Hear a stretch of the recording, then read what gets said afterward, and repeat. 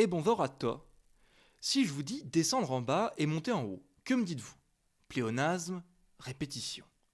Si je vous dis descendre en haut et monter en bas, oxymore, paradoxe.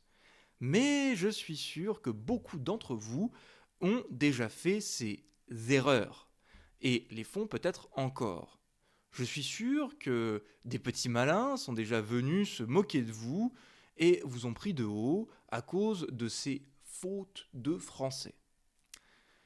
Aujourd'hui, nous allons réparer cet affront. Nous allons, par l'étude de l'arpitan, comprendre comment le rapport à l'espace et au lieu, au mouvement, fonctionne dans une langue qui n'a pas emprunté le même chemin que le français, du moins que le français standard.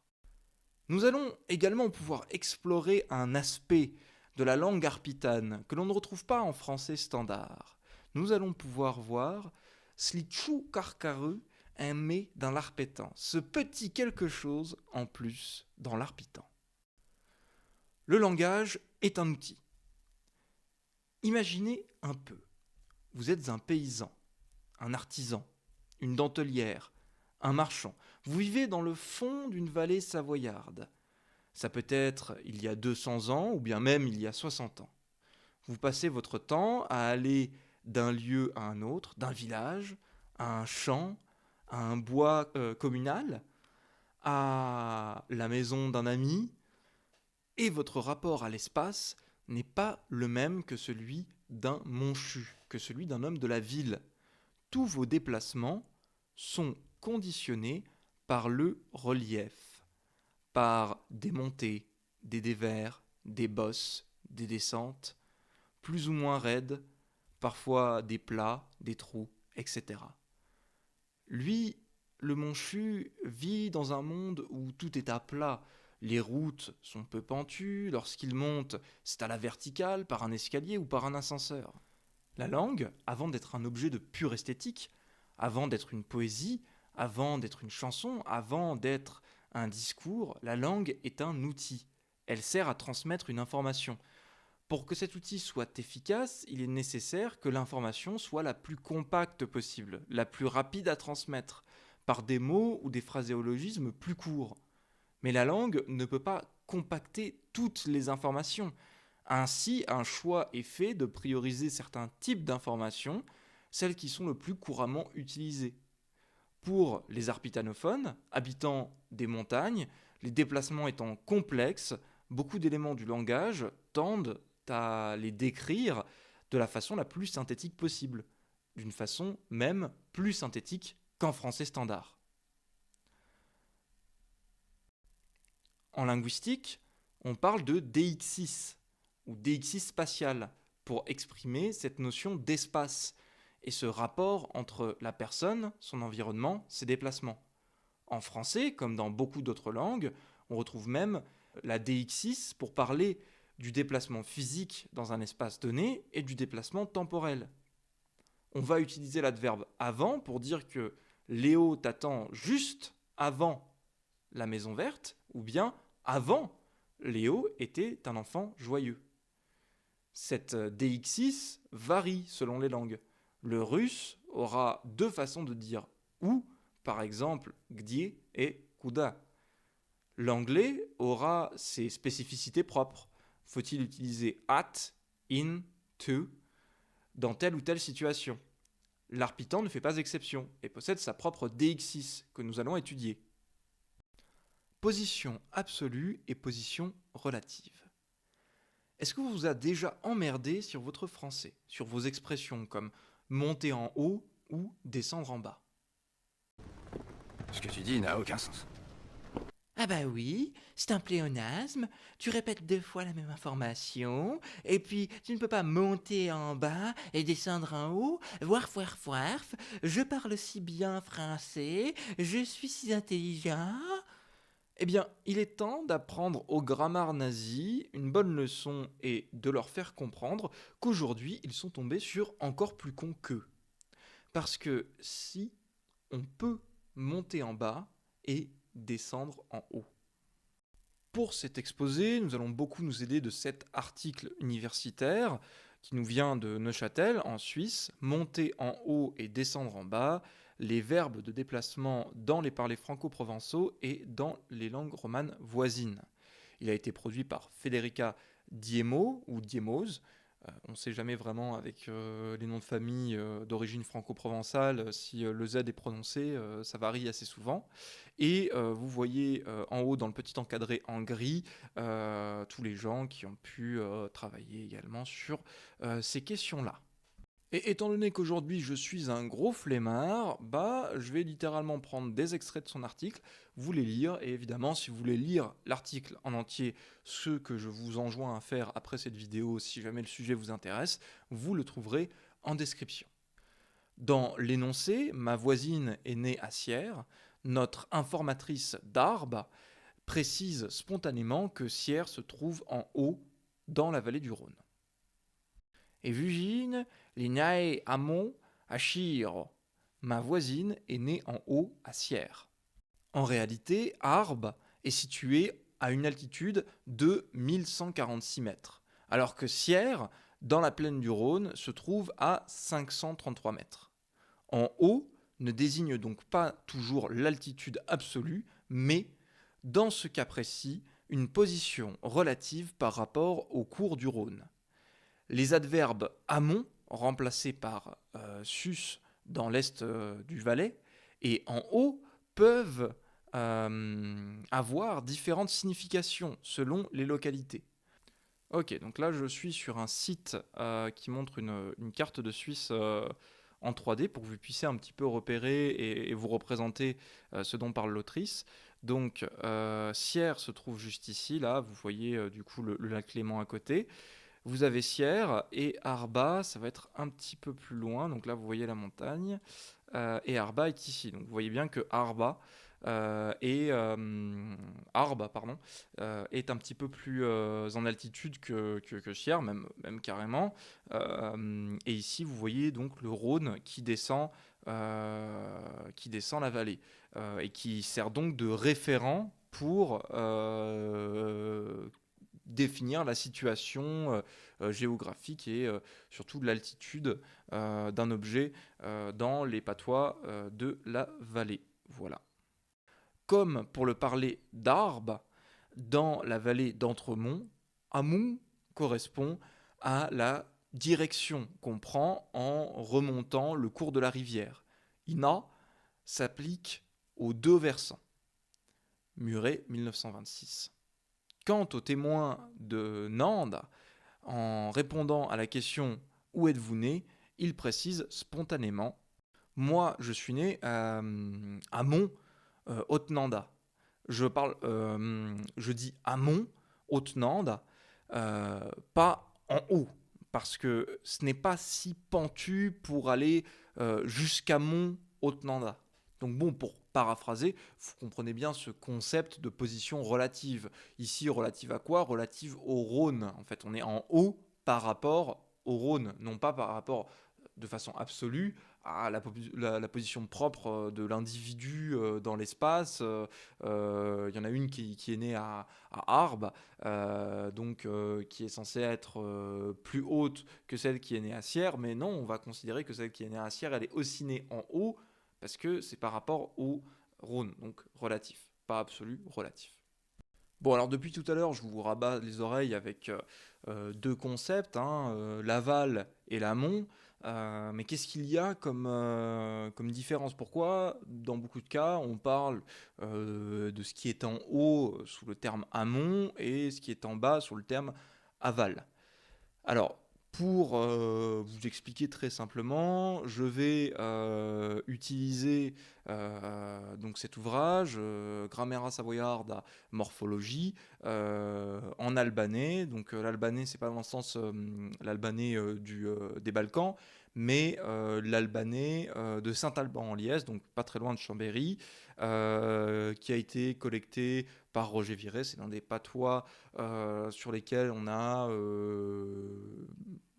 des grammaires très développées et des dictionnaires très développés, donc c'est pour ça que c'est un avantage. Et alors, ne faites peut-être pas totalement attention à ça. Amo, amo pardon, pour en amont et ava pour en aval. Donc ces deux mots sont un petit peu déformés par la phonologie propre à l'albanais parce que chaque patois va avoir un petit peu son système phonologique propre. Donc l'amont, comme il le dit ici, c'est avec une idée de mouvement sur un plan incliné et un mouvement vers le haut. Alors que ava, l'aval, ça va être un mouvement plus vers le bas, également sur un plan incliné. C'est un concept qu'on n'a pas toujours en français standard. Parfois, on va l'utiliser pour les rivières, donc l'amont et l'aval, mais on ne va pas toujours l'utiliser, par exemple, pour les déplacements en montagne, etc.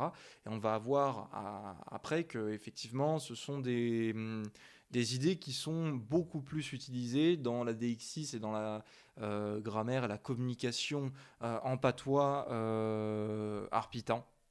Petite note quand même à faire, faites attention parce que en patois, du coup, les définitions peuvent changer un petit peu selon le patois, le sens peut légèrement être modifié, le système d'expression général entre toutes les prépositions, tous les adverbes, les verbes, etc., peut varier selon l'endroit. Et comme on l'a vu, par exemple, juste au-dessus, sur cette histoire de position relative au Rhône pour les villages suisses d'Arbes et de Sierre, eh bien, vous imaginez bien que dans toutes les vallées, le Rhône ne passe pas forcément. Donc toutes les vallées vont pouvoir, dans tous les patois vont pouvoir avoir des relations à l'espace différents en fonction de si ils vont avoir un point de repère comme pour Arbes, le Rhône. Parfois, ça va être beaucoup plus absolu. Enfin, les systèmes peuvent varier. Voilà, je vous mets simplement ici des éléments, des phénomènes qui sont présents de façon variable selon les endroits. Si vous voulez avoir plus d'exemples, je vous invite vraiment à lire les sources que je vais vous mettre en description. Maintenant, pour ce qui est du groupe verbal et de l'adverbe. Donc pareil, je reviens à cet article monter en haut, descendre en bas de Federica Demios. Et donc dans la deuxième partie, les verbes de déplacement dans le domaine franco-provençal valaisan et valdotin, les corpus disponibles. Je saute l'introduction de son chapitre, elle va surtout parler des données, etc. Mais c'est très intéressant, et là on a quelques passages intéressants, donc typiquement l'article descendre du GPSR5, donc là c'est une collecte plutôt suisse, indique que le mot n'est pas bien implanté dans nos patois, le concept descendre s'y exprime plutôt par aller bas, aller aval, aller en aval, venir bas, venir aval, partir bas. Une répartition géolinguistique des locatifs accompagnant le verbe émerge alors, que aval est connu dans toute la Suisse romande, en Valais orientale surtout, c'est la particule bas qui domine.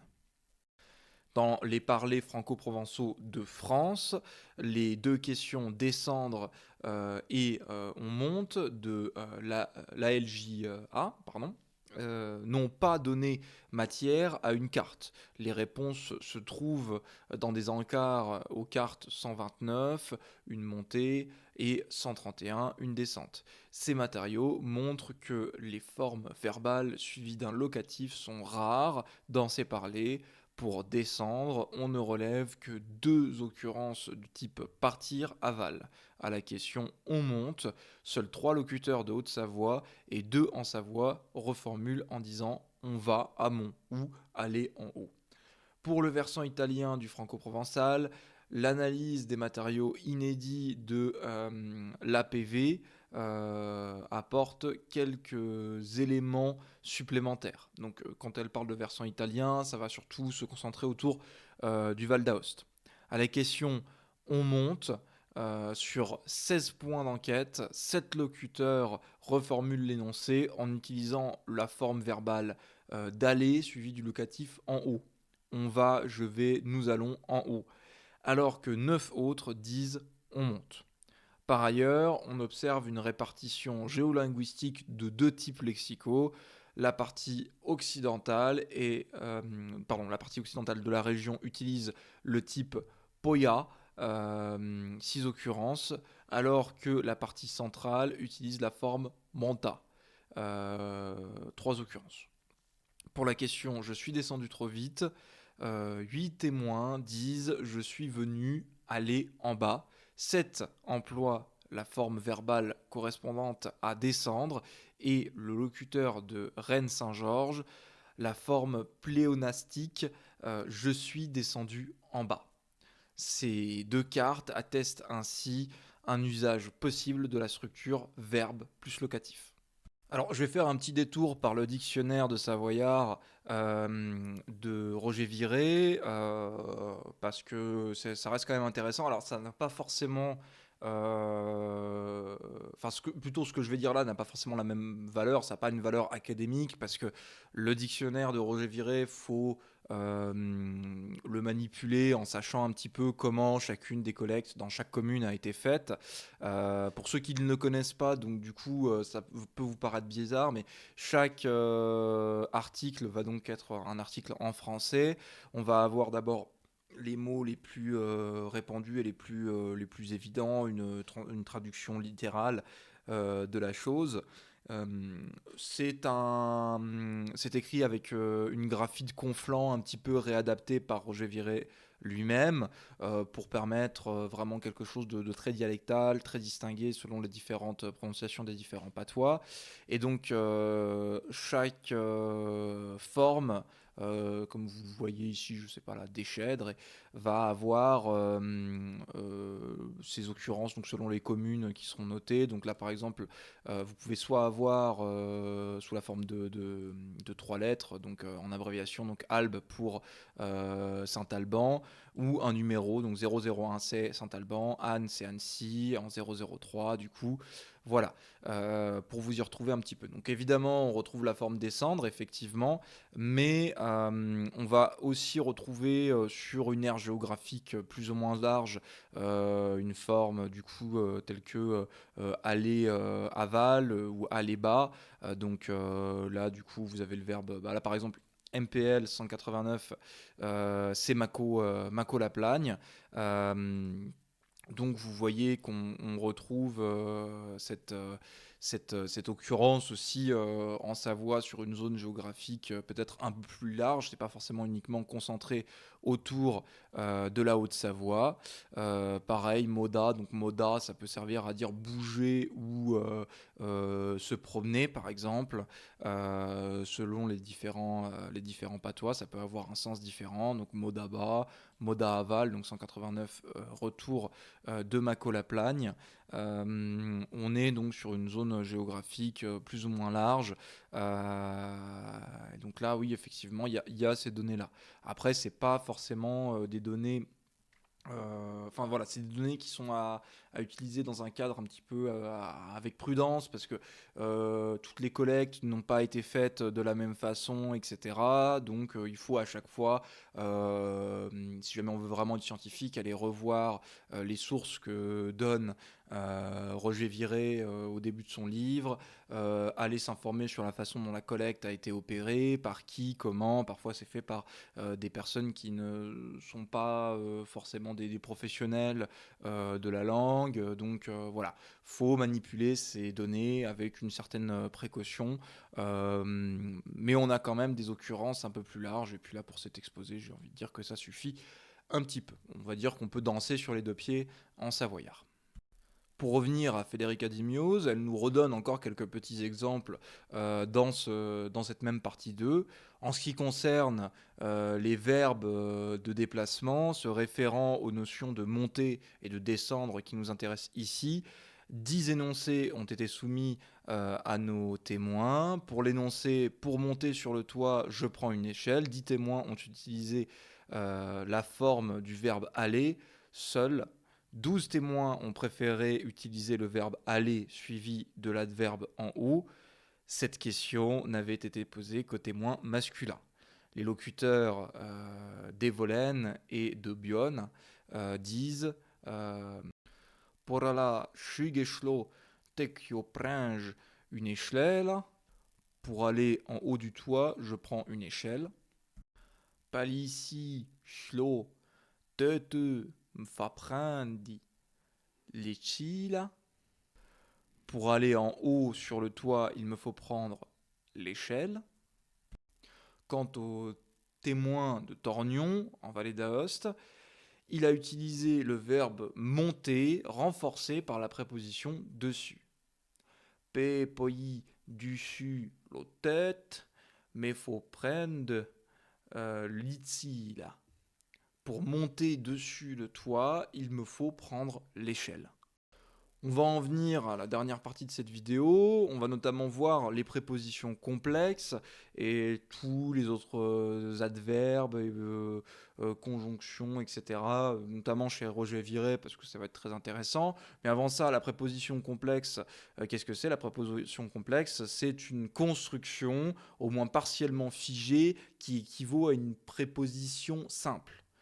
En gros, on va mélanger plusieurs trucs ensemble et puis au bout d'un certain temps, ça va rester fixe. Par exemple, en français, on en a quelques-unes comme vis-à-vis de, le long de, en face de, côte à côte, si vous voulez. Ah, j'ai fait une petite faute, c'est côte à côte, pas côte à côté. Voilà.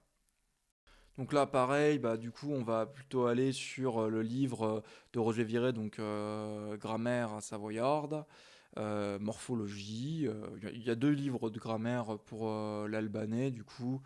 Voilà, hop.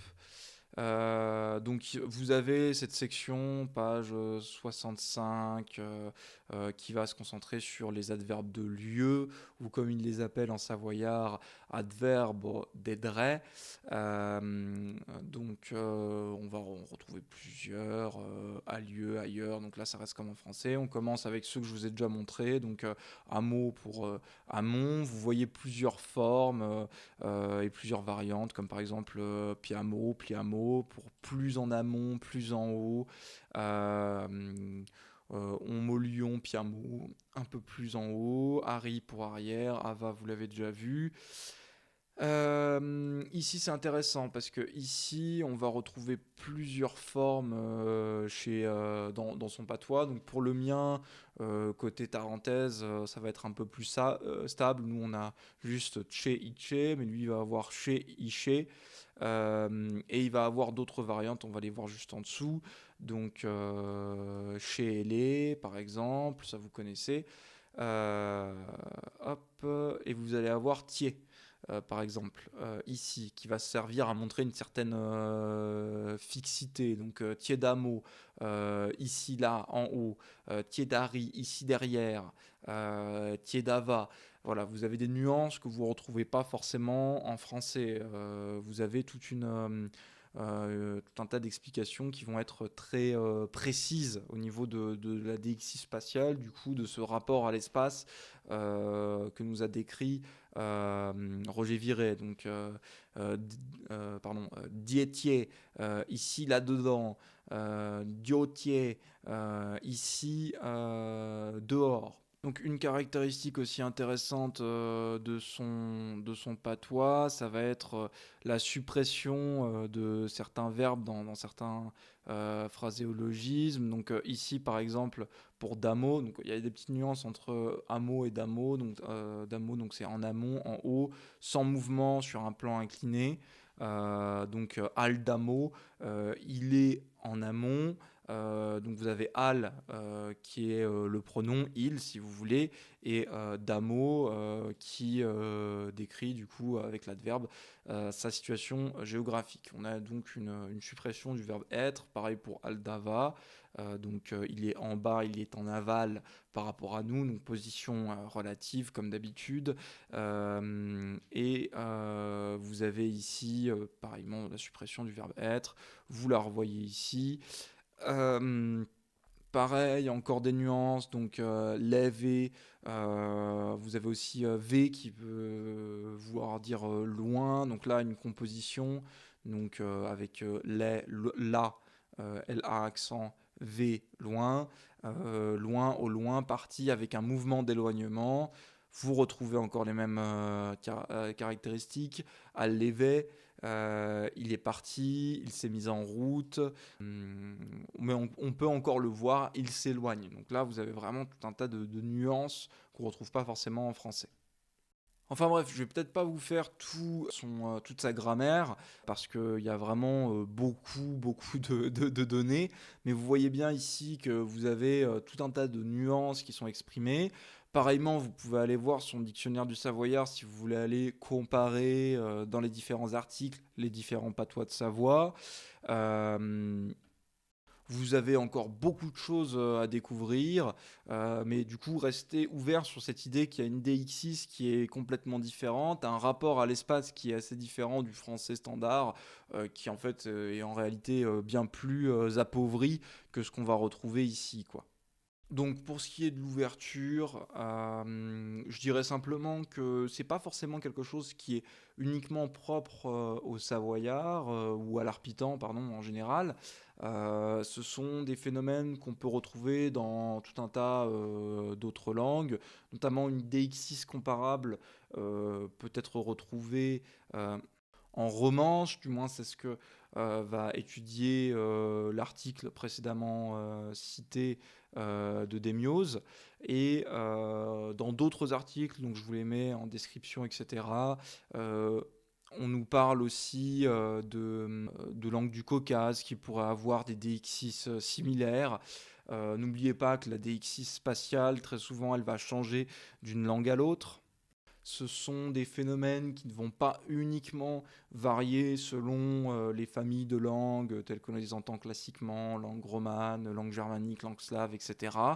Ça peut aussi changer en fonction du milieu dans lequel vont évoluer les locuteurs majoritaires et qui ont surtout un pouvoir d'influence dans leur propre langue. Donc c'est pour ça qu'on peut notamment retrouver des choses comparables, enfin j'imagine, dans le Caucase, du moins c'est ce qu'expliquait l'un des articles que j'ai lu pour la préparation de cette vidéo, mais n'ayant pas forcément les compétences pour analyser ça, je laisse ce soin-là à d'autres pour le moment, à moins que je réussisse à trouver tout un tas de données qui seraient intéressantes pour vous. Et pour apporter une petite conclusion à tout ce qu'on avait dit sur les grammaires nazis qui vous embêtent, etc., si jamais ils vous disent non, on ne peut pas monter en haut et descendre en bas, vous leur faites claquer leur caquet, vous commencez à leur parler de DXI spatiale, de position relative et de position absolue. Là, normalement, ils sont censés déconnecter, et puis voilà, vous êtes plus con qu'eux, c'est formidable, mais vous aurez toujours plus raison quand même. Bref, sur ce, je vous laisse, en vous disant simplement que pour les prochaines vidéos, je ne sais pas encore quelle formule je vais prendre. J'ai mis pas mal de temps à faire celle-ci parce que j'avais une sorte de vide, un petit peu de flemme monumentale, parce que je me pose encore pas mal de questions sur les formats, sur comment aborder toutes ces questions-là. Je pense que je vais peut-être m'ouvrir un petit peu à d'autres choses, peut-être un peu plus type vlog, ou revenir à des choses un peu plus artistiques de temps en temps, ou un peu moins scientifiques, un peu moins sourcées. Enfin voilà. Sur ce, je vous laisse et puis je vous dis Arvi.